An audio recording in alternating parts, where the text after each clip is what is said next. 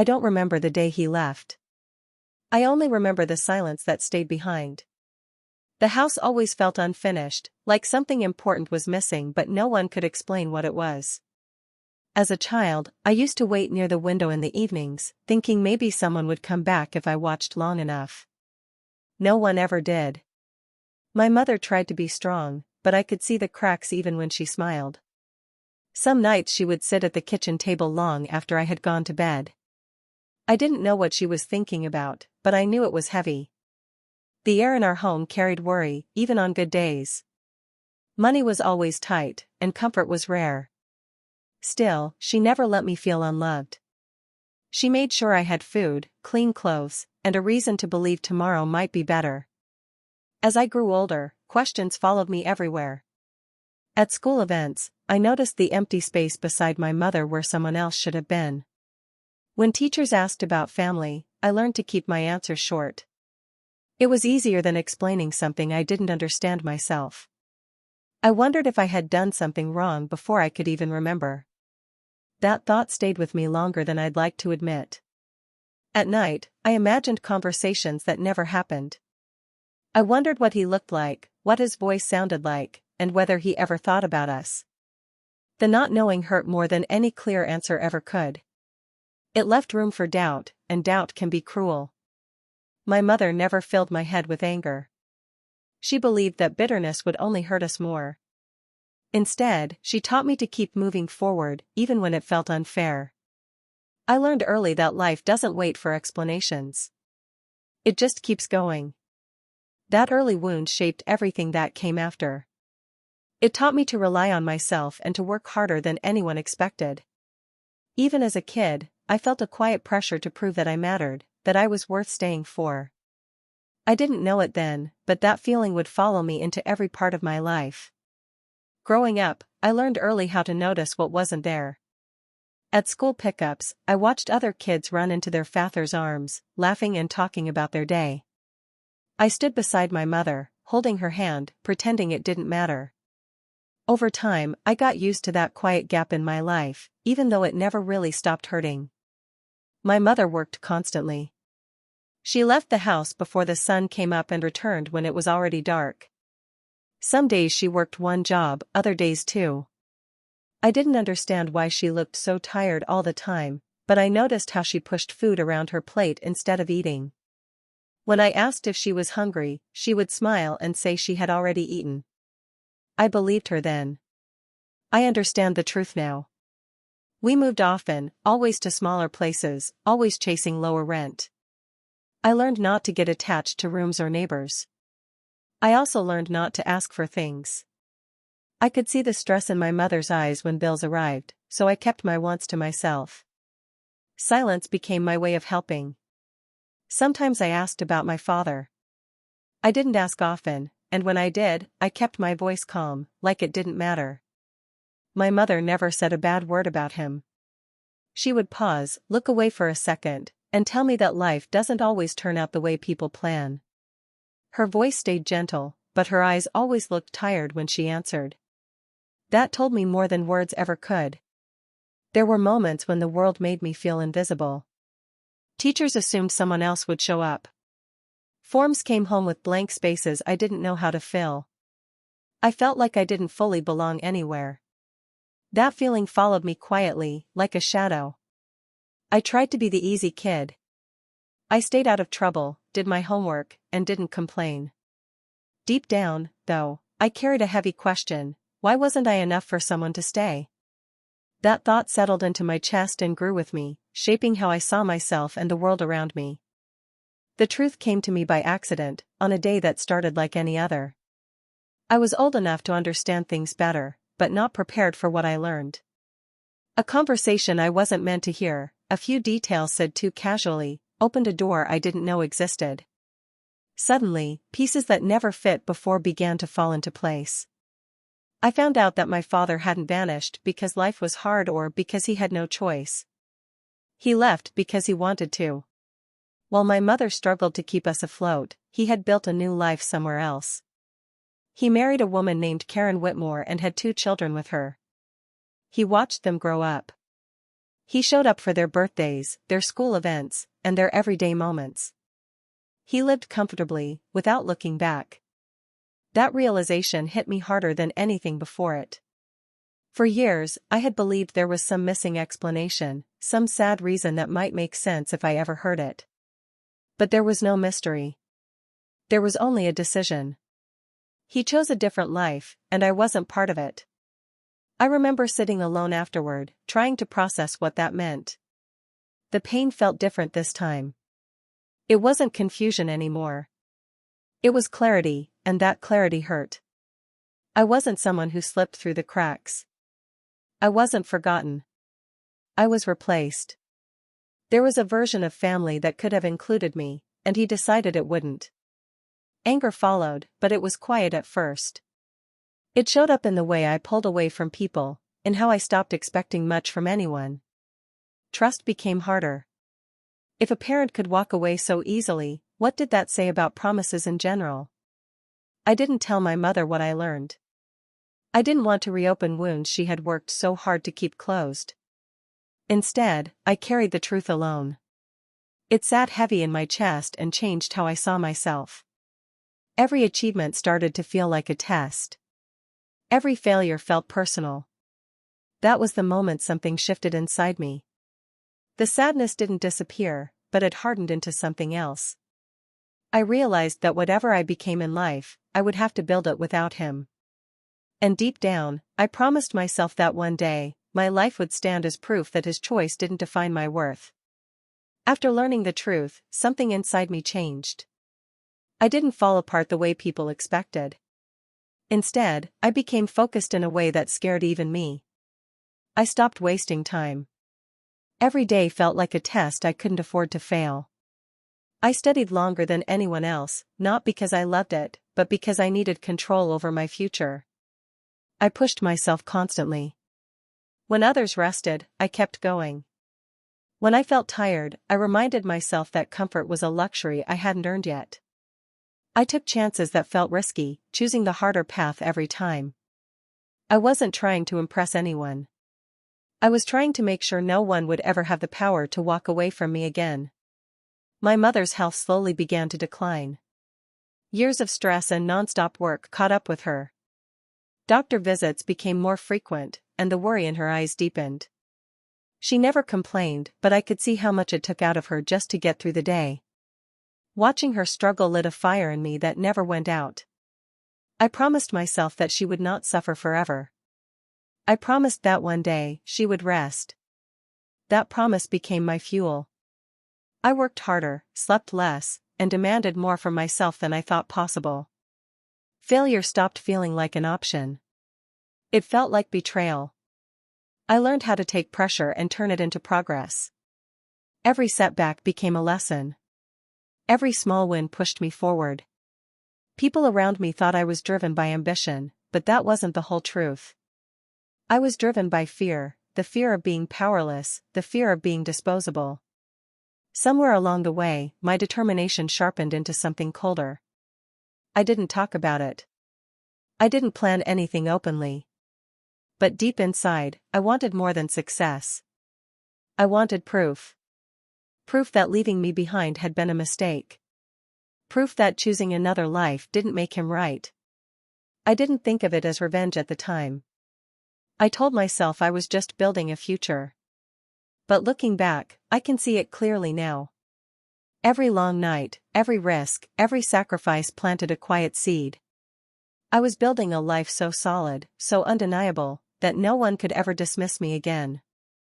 Time passed, and the work began to show results. What started small grew step by step into something solid. I built a company by making careful choices and staying patient when others rushed. I didn't chase attention. I focused on building something that would last.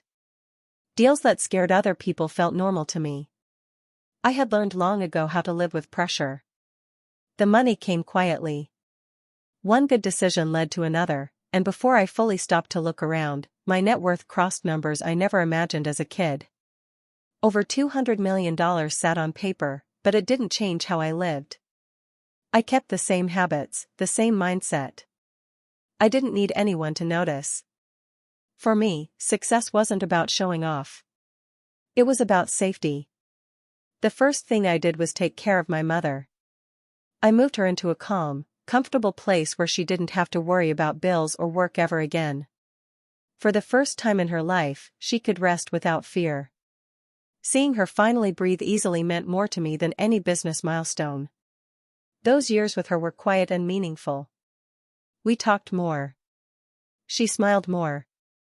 She seemed lighter. When her health worsened, I was there for every appointment, every long night. I made sure she felt supported in ways she never had before. Before she passed, she told me she was proud of the man I had become. That moment mattered more than all the money combined. After she was gone, I returned to work. Not to escape grief, but because building was what I knew how to do. My life felt controlled, stable, and complete in its own way.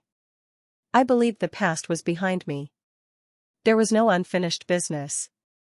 The man who left us was nothing more than a name I no longer used. I didn't think about him. I didn't track his life or wonder where he was. As far as I was concerned, he didn't exist in my world anymore. I had built everything without him. My success felt earned, clean, and final. That sense of peace lasted for a while.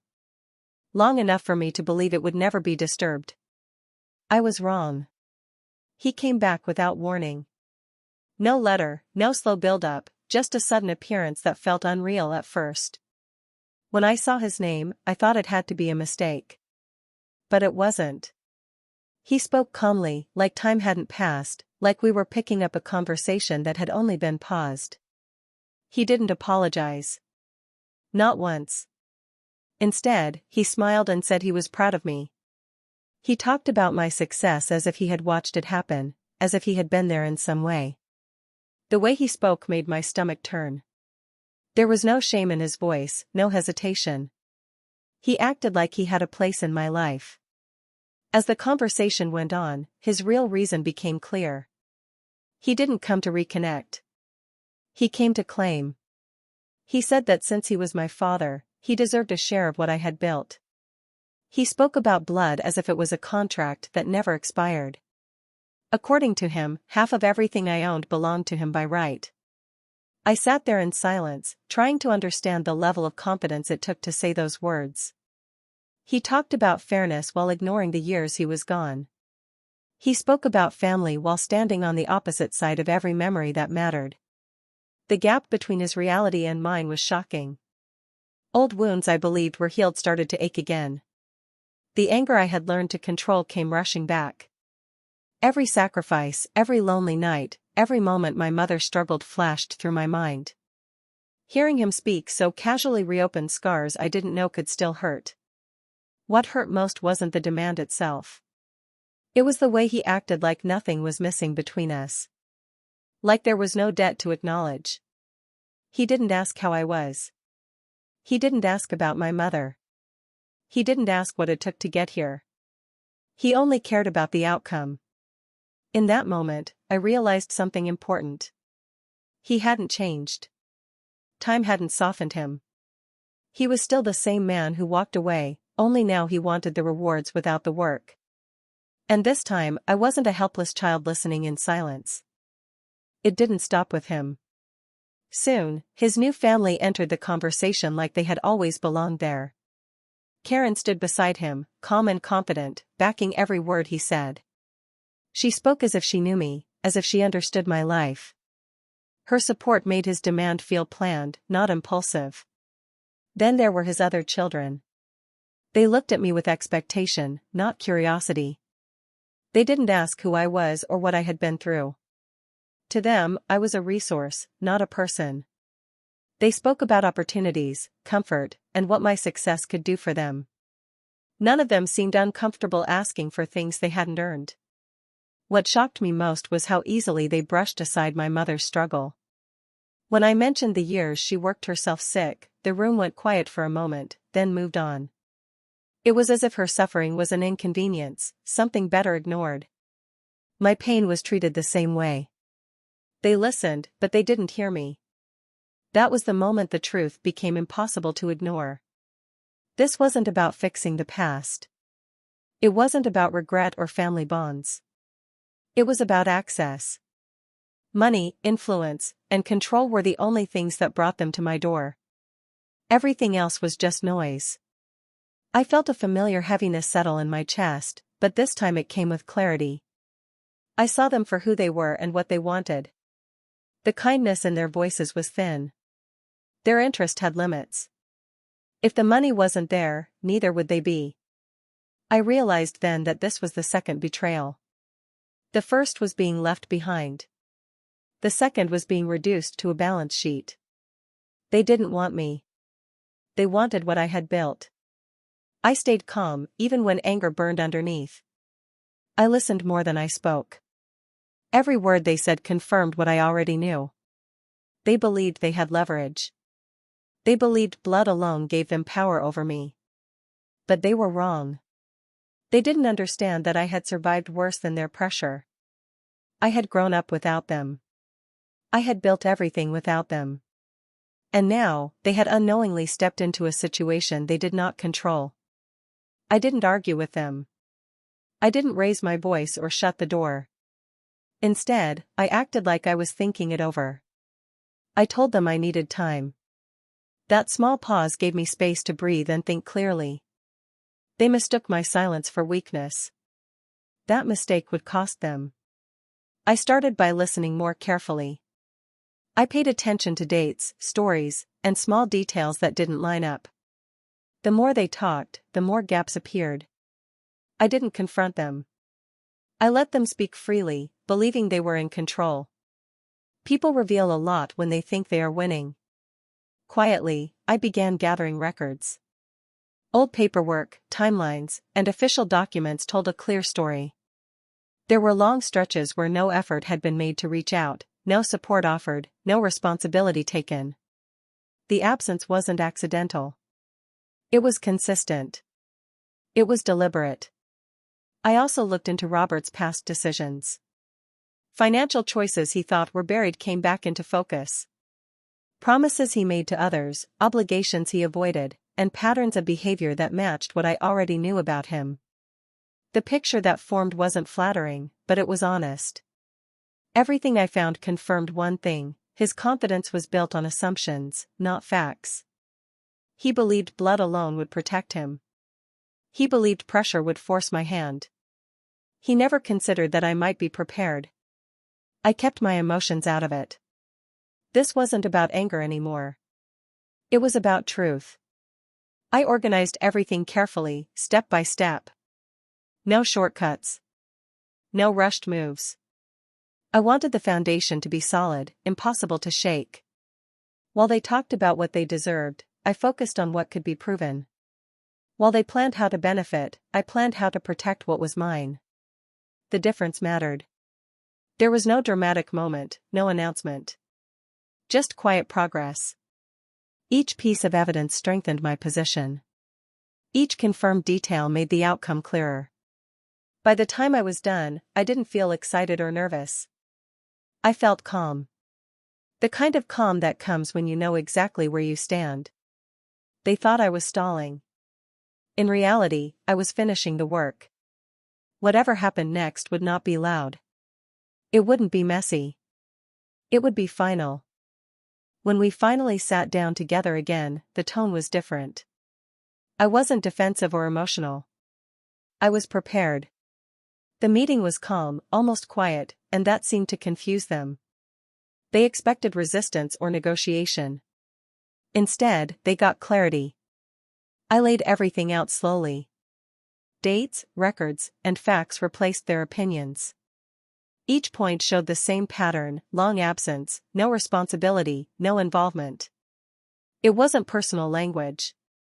It was simply the truth written down. The confidence on Robert's face faded as the reality became harder to ignore. I explained that whatever rights he believed he had were left behind years ago. Choices have consequences, even when time passes. Walking away wasn't a pause. It was a decision that closed doors permanently. No amount of confidence could change that. As I spoke, I watched his family react. Karen's expression shifted first. Questions appeared where certainty used to be. The children looked uncomfortable, then frustrated. They realized there would be no easy gain, no reward waiting at the end of this. The mood in the room changed quickly. Robert tried to speak, but his words lacked weight now. Without entitlement, he had nothing solid to stand on. The story he had built for himself started to fall apart in front of everyone. The authority he thought he held vanished. What struck me most was how fast loyalty disappeared. When they understood there was no benefit, the support around him weakened. The unity they showed before cracked under pressure. It was never about family. It was about outcome. I didn't raise my voice. I didn't insult him. I didn't need to. The facts did all the work. The truth was enough. By the end, there was nothing left to argue. Robert sat there quietly, no longer confident, no longer demanding. He looked smaller than I remembered. Not because I had power, but because his choices had finally caught up with him. When the meeting ended, everyone left separately. No one stood beside him. He was alone again, not by accident, but by the path he had chosen long ago. When it was over, I didn't feel the need to shout or prove anything. I didn't look back with anger or satisfaction. I just walked away. The weight I had carried for years, the questions, the hurt, the doubts, finally lifted. I was done with that chapter of my life. I didn't need to celebrate Robert's failure. There was no joy in seeing him lose. What mattered was the life I had built, the strength I had earned, and the peace I had finally found. That was the revenge, quiet but complete. It wasn't about hurting him. It was about showing that leaving me behind had never been his victory. My focus turned to what truly mattered. I honored my mother's memory every day. Every choice I made, every risk I took, carried her lessons and sacrifices with me. The life I built wasn't just mine, it was a tribute to the woman who gave everything so I could survive and thrive. Her love and endurance guided every step forward. I protected my life carefully, not because I feared them, but because I had learned its value. Nothing and no one could take away what I had earned. I didn't need revenge in words or actions. Living well, freely, and fully became the ultimate statement. I had turned pain into purpose. Over time, I realized something profound. The man who left us, who chose another life over his own child, ended with nothing of real meaning. He had wealth, perhaps, but he had no love, no respect, and no one to share life's moments with. The choices he made had shaped his world into emptiness. I, on the other hand, had begun with nothing, carried scars that never fully healed, and yet I ended with everything that mattered: integrity, achievement, and a life built on my own terms. I had survived, grown, and thrived where he had failed. The truth became clear: revenge doesn't always come from confrontation or punishment. True revenge is a life well lived, a legacy honored, and a heart unbroken by those who tried to destroy it. I had all of that now, and it was more powerful than anything he could have taken from me.